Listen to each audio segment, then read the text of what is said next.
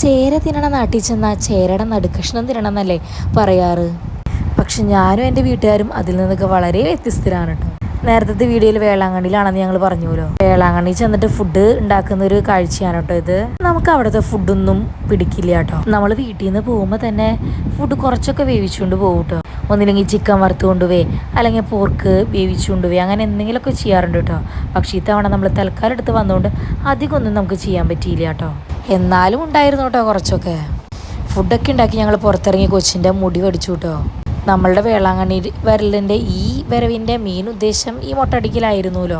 വേളാങ്കണ്ണിയിൽ എത്തിക്കഴിഞ്ഞാൽ ഈ കാഴ്ചകളൊക്കെ നമുക്ക് എല്ലാ കൊല്ലം കാണുന്ന കാഴ്ചകളാണെങ്കിൽ പോലും എല്ലാ കടയിലും കയറി വില ചോദിക്കുക, അതൊക്കെ നമുക്കൊരു ഇഷ്ടമുള്ള കാര്യങ്ങളല്ലേ. പിന്നെ ബീച്ച് സൈഡിലെ ഈ പൊട്ടറ്റോ ഫ്രൈസും പിന്നെന്താ പറയുക പിള്ളേരുടെ റൈഡുകളും ഒക്കെ നമുക്ക് സ്ഥിരം കാണുന്ന കാഴ്ചകളാണ്. വേളാങ്കണ്ണിയിൽ എല്ലാ കൊല്ലം വരുന്നവർക്ക് സ്ഥിരം കാഴ്ചകളാണ്. എന്നാൽ പോലും അത് വീണ്ടും വീണ്ടും കാണുമ്പോൾ അത് ഇഷ്ടപ്പെടുന്നവരാണ് കേട്ടോ ഞങ്ങൾ.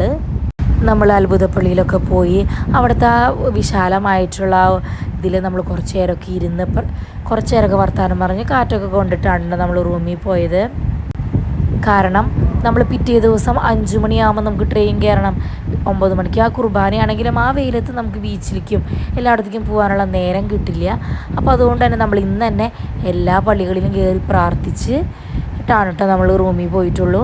അപ്പോൾ നിങ്ങളും വെക്കേഷൻ സമയത്ത് എൻജോയ് ചെയ്യുക, ട്രിപ്പൊക്കെ പോവുക, സമാധാനമായിട്ടിരിക്കുക. അപ്പോൾ അത്രയൊക്കെ തന്നെയുള്ള ഇന്നത്തെ വീഡിയോ.